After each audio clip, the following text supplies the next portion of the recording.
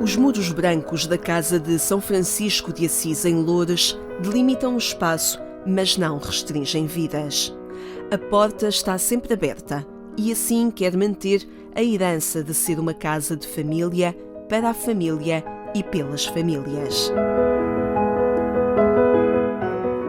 O sonho, com mais de 73 anos da Casa do Gaiato, continua hoje a realizar-se na vida de rapazes e raparigas, alguns já homens e mulheres que ali encontram resposta à sua pobreza.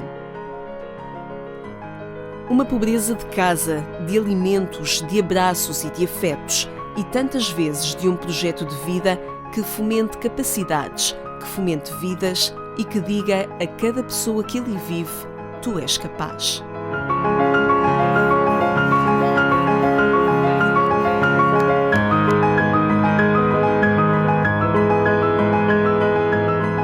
A principal causa de pobreza neste momento é a destruturação familiar, sem dúvida.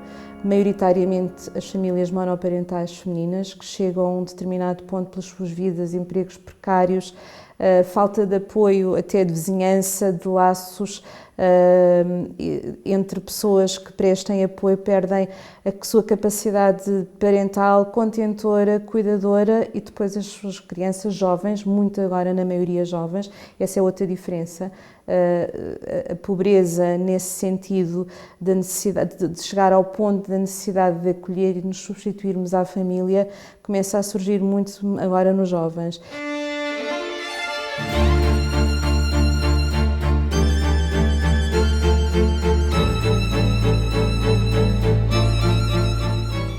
Mas a população da atual Casa de São Francisco de Assis é diversa. Os tempos foram mostrando como a pobreza foi sendo explicada a partir de diferentes contextos e manifestando-se de formas diversas. De uma herança da obra de rua do Padre Américo, que acreditava na esperança que cada rapaz representava, é hoje reconhecido que os desafios provocados pela pobreza são muitos, não menos belos, não com menos esperança.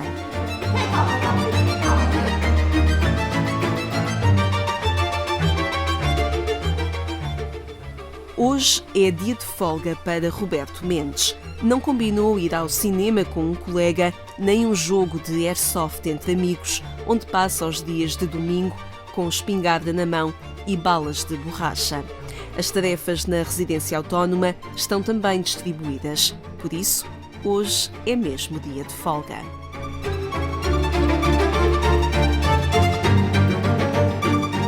Estive nas obras e estive numa fábrica da farinha. Fábrica da farinha, ok. E de tudo isto, o que é que tu gostas mais de fazer? Agora gostava mais lá no restaurante. O restaurante é o seu local de trabalho, sustento e caminho de independência. Condições de saúde e uma vida familiar mais precária levam Roberto a pensar a sua vida entre rapazes na Casa de São Francisco de Assis. Esta é a sua casa há alguns anos. O Roberto, eu senti sempre. Acolhe 5 residentes rapazes do sexo masculino com algumas limitações cognitivas, que apresentam algumas limitações cognitivas.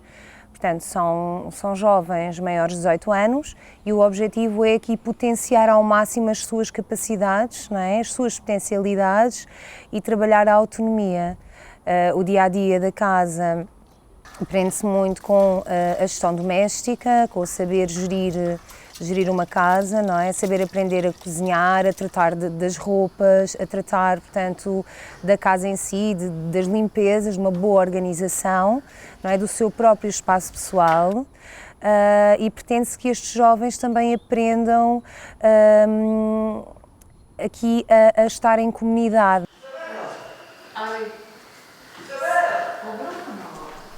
A residência autónoma é uma das respostas sociais criadas pela Casa de São Francisco de Assis, supervisionada por Filipa Gonçalves e por uma técnica de ação direta, prevê que seja de responsabilidade partilhada entre os seus habitantes. Ou é a cozinha, ou é cozinhar, ou espaço comum ou casa de banho. Ok, limpeza, não é? Sim. E o que é que tu mais gostas de cozinhar aqui? Faço no fogo. Toda a gente come bem. Quando tu estás na cozinha, toda a gente come bem. Até ver? Ninguém passou mal. Não. Às vezes, quando eu vou trabalhar, eu não posso fazer comer, tem que ser eles. O sentido de responsabilidade, não é? O empenho, o primor, o saberem cumprir horários, o saberem que se há um compromisso, não é? Se alguém conta com eles, portanto, eles têm que realmente não falhar com essa pessoa, não é? É muito importante este sentido de responsabilidade, de assiduidade, de pontualidade, de querer aprender, querer evoluir, não ter a percepção de que já sabemos tudo. Termos consciência que podemos sempre, todos nós, aprender a fazer mais e melhor. O trabalho de Filipa Gonçalves é cultivar a esperança nos 5 rapazes e afirmar a sua confiança em cada uma das suas vidas. Este é um trabalho técnico, sim, mas sempre feito com o coração. O Roberto, para ele está sempre tudo bem, portanto acaba por ele ser o elemento apaziguador, muitas vezes das situações, e relativiza muito. Ele é muito prático, tem um sentido prático. Ok, tem este obstáculo, tudo bem, é muito... Ele diz que não tem sonhos, eu não acredito que ele não tenha sonhos. Eu acho que ele tem. Mas o Roberto, eu acho que ele é muito pensar um dia de cada vez, não é? Aproveitar ao máximo o que a vida lhe dá, a todos os dias. O espírito apaziguador, mas também a capacidade de trabalho, deram a Roberto um recente reconhecimento. Significa que já estou há muitos anos, nunca fiz nada mal. Fiz um de 3 anos, já estou. É bom.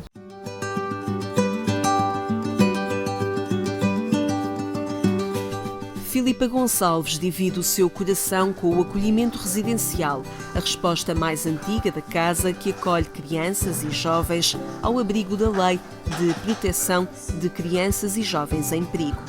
Em 2020 passaram por ali 22 rapazes. Devemos pensar nestes jovens um bocadinho como pensamos, não é, nos jovens das nossas famílias, que se tenta dar sempre este suporte o mais possível, não é? Também estudam, permanecem em casa dos pais, muitas vezes vão ou não para a faculdade, mas só depois, não é, desse tempo de investimento a nível da sua formação, aí sim se podem autonomizar quando conseguem um emprego e uma vida mais consistente. E com cada um, Filipa Gonçalves se senta para ver qual o seu projeto de vida e o melhor enquadramento a dar, como resposta a um sonho de inclusão. E os projetos de vida destes jovens podem ser variados, não é? Podemos ter um jovem que o projeto de vida é a reintegração na sua família, seja nuclear ou alargada, e é possível trabalharmos neste sentido. Temos jovens em que o projeto de vida será a autonomização, porque realmente já houve aqui um diagnóstico e um trabalho e não se vê aqui possibilidade de retorno à família, e esses sim, em que o projeto de vida é a autonomia, normalmente ficam mais tempo acolhidos, sim. Até à autonomia, quem sabe, aos 25 anos, o acolhimento residencial é uma casa e ali muitas vidas se cruzam, desencadeando desafios muito diversificados. Ter, portanto, jovens com processos tão variados, não é? Todos eles com processos de promoção e proteção, mas dentro dos que têm processos de promoção e proteção, alguns com tutelares educativos e outros com necessidades de saúde muito específicas, faz com que muitas vezes não seja fácil, não é, gerir o próprio grupo com necessidades tão diferentes. A lei, por um lado, prevê que existam respostas que separem debaixo do mesmo teto crianças ou jovens, crianças acima de tudo jovens, com processos tutelares educativos, que quer dizer problemas do foro criminal, do foro comportamental, com outros que têm apenas destruição familiar e que são vítimas, com outros que têm perturbações do foro mental e doença psiquiátrica. A lei prevê essa separação e estamos a assistir neste momento a essa junção. Portanto, sentimos isso, não só nós, como sabemos que outras instituições o sentem.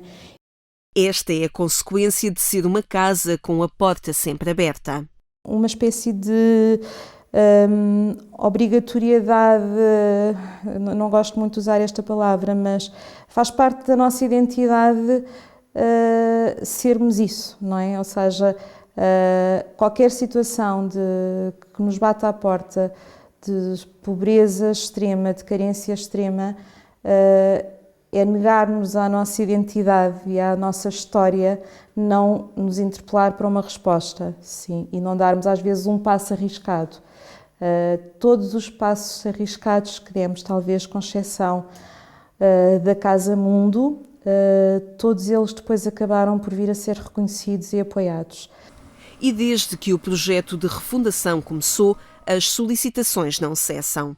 Aos hectares da aldeia social, sonhada pelo Padre Américo, convergem diferentes vidas e muitos sonhos.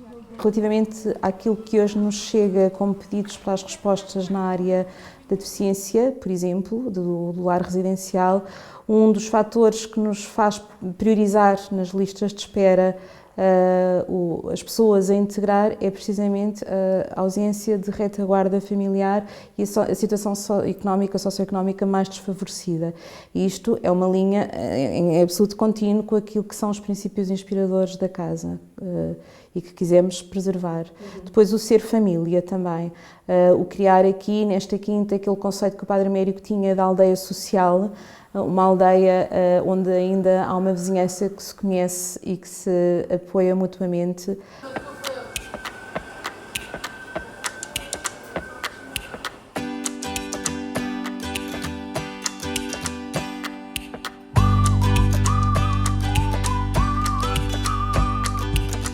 Ruth Pestana tem sonhos tal como todas as jovens de 24 anos. Poder-se-ia dizer que o seu trajeto seja talvez menos feliz até agora, mas nem por isso o seu olhar apresenta menos brilho. Eu morava lá fora, tanto em Runa, com a minha avó, que é a minha avó paterna, que está no lar da Azoca, que é nos Campelos. Tive também com a minha mãe mãe decidiu ir-se embora. Tive muito tempo à espera até vir para aqui. O seu percurso ainda jovem esconde tristeza e fome. Esconde também momentos de coragem em que teve de pedir o que lhe faltava para comer. Mas a sua curta vida mostra o grande amor que tem pela sua avó, tão grande que a leva a estar longe para manter a sua avó tranquila.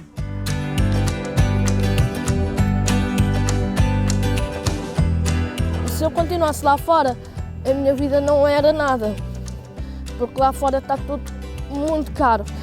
Eu tenho visto nas notícias que muitas pessoas andam a passar fome. Isso para mim é uma lástima. A viver há alguns meses no lar residencial, Ruth Pestana sonha um dia poder ser bombeira. E esse era o meu grande sonho, de ser bombeira e de ajudar quem fosse, quem mais precisa. Porque eu não sou capaz de deixar ninguém mesmo sozinha. Enquanto esse dia não chega, é entre tarefas que ocupa os seus dias. Tarefas que parecem simples auxílios, mas que cultivam promessas de uma possível autonomia. Esta casa, para mim, é a minha segunda casa. Eu gosto de muita coisa. Também já estive na cozinha, também agora estou na lavandaria. Também gosto de estar na carpintaria, de pintar, de fazer tudo um pouco.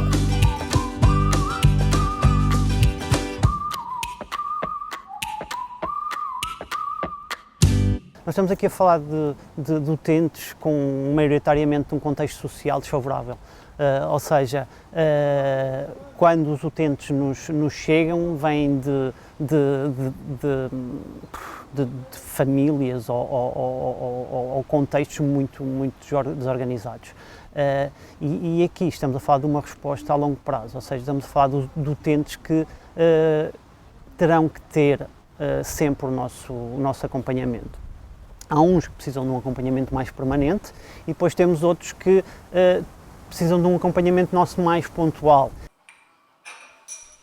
Foi há cerca de 1 ano e meio que a proposta do lar residencial se conseguiu autonomizar, dando assim resposta a uma lacuna existente no concelho de Loures. Não havendo no município nenhum lar residencial, não havendo naquela altura, estamos a falar em 2014, não havia nenhum centro de atividades ocupacionais. E, portanto, o que é que se faz às famílias que, isto é uma forma também de pobreza, não é? Às famílias que têm filhos integrados em escolas até aos 16 anos, ou 18, e depois continuidade, não é? E claro, quando estamos a falar de famílias que vivem no limiar da pobreza, o ter que deixar um trabalho para cuidar de um filho acaba por criar grandes impactos, pronto, e pelo menos as respostas, não digo de acolhimento total, mas de ocupação, são muito importantes, de facto, para dar resposta a esta lacuna. E de facto, ainda existem pouco estas respostas e são extremamente necessárias. O lar residencial acolhe atualmente 15 utentes que apresentam incapacidade cognitiva. São pessoas que, em menor ou maior grau, necessitam de uma assistência contínua. Todas as atividades que ele tem de rotina do Centro de Atividades Ocupacionais são atividades que depois vão-lhes dar algumas competências e que eles podem aplicar essas competências no dia a dia, a nível da sua funcionalidade, da autonomia, ou seja, toda esta atenção, concentração, foco, memória, estas coisas todas que nós estamos a trabalhar no dia a dia vai ser muito importante para eles executarem mesmo as rotinas da vida diária em casa.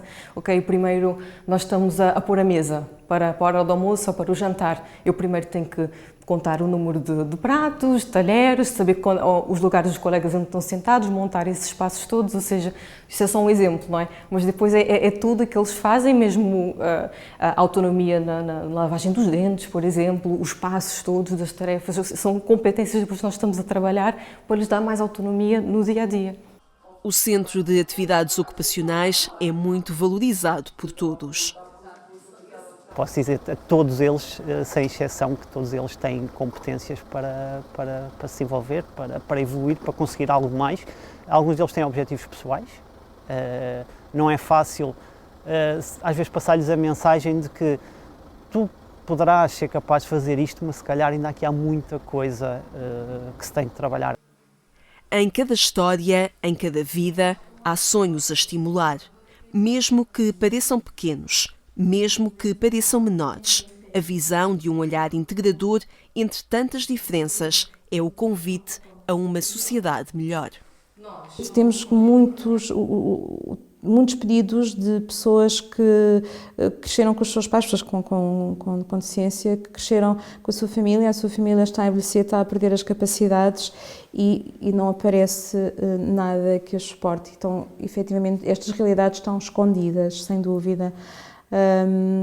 E é muito necessário, obviamente, que existam estas casas, mas também é muito necessário que exista a consciência da sociedade que existem estas situações, se calhar no meu prédio, se calhar existem, e que estas pessoas, como vocês também tiveram a oportunidade de ver, estas pessoas são de muito fácil relação, de muito gratificante relação e também são muito válidos. Podem dar contributos, como temos tido prova de que estão a dar cá dentro para a sociedade. E agora resta-nos o passo que queremos agora, no pós-pandemia, conseguir de sensibilizar aqui à volta algumas entidades, de integrar estas pessoas nas atividades socialmente úteis, para que de facto fiquem integrados, sintam parte da sociedade, não é? Parte integrante, que é valorizada, que o trabalho tem tanto valor como o meu trabalho, não é? Como qualquer trabalho de qualquer um. Estás boa, querida? Sim, você. Como é que está? Bem. Muito bom. Então, tens trabalhado muito? Esta menina ajuda-me muito na lavandaria. Esta é uma coluna. Não cai! Olha que bolinha! Que coisa mais boa! Ah, meu amor! Como é que estás? Se as memórias da Casa de São Francisco de Assis se podem contar em vidas acompanhadas, Emília Ferreira será quem melhor fará justiça. Os cantos daquela quinta que foi crescendo conhece-os desde 1986, data que recorda como se fosse hoje. Lembro perfeitamente. Foi no dia 29 de outubro. Chovia imenso. Eu vim do norte, Foi uma carrinha lá buscar-me, a mim, ao meu marido e ao meu filho mais velho, que era bebê na altura. Tinha 11 meses. Para mim foi tudo muito estranho chegar aqui e dar com 150 rapazes. Chegámos à noite, foi levada logo para o refeitório, onde era tanto rapaz e miúdo que aquilo assustou-me tremendamente. Mas como a instituição, também Emília Ferreira foi crescendo, contribuindo para o projeto e para que a refundação se adequasse às necessidades de hoje. Anos depois, são os utentes do lar residencial que mais a emocionam. Aquece-me o coração devido a... mas aquece mesmo. devido ao carinho que eles despertam, à afetividade que eles nos dão. Eu ando por aí e sinto sempre de um lado ou do outro, ó vó! E porquê, vó? É uma história bonita.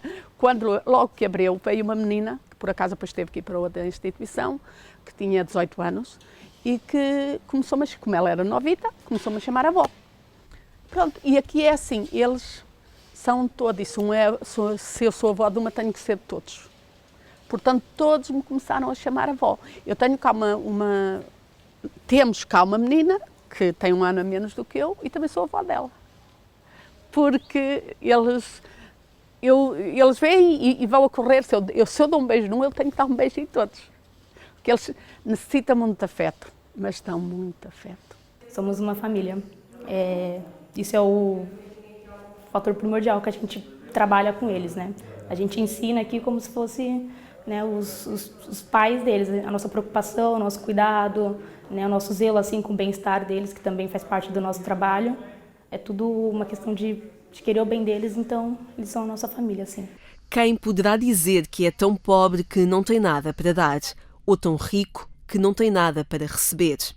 É esta troca que não se explica por palavras, mas acontece quando a compaixão tem lugar, que permite abrir caminhos e transformar vidas.